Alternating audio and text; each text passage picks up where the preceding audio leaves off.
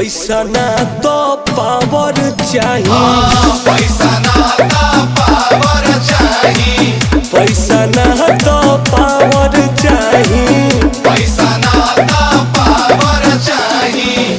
हमारा में दोसर हो कौन रे?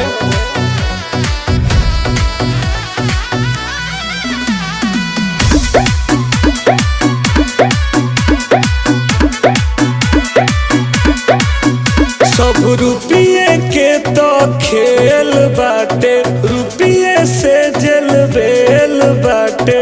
भैया के आगे सब फेल बाटे, सीधे अंबानी से मेल बाटे।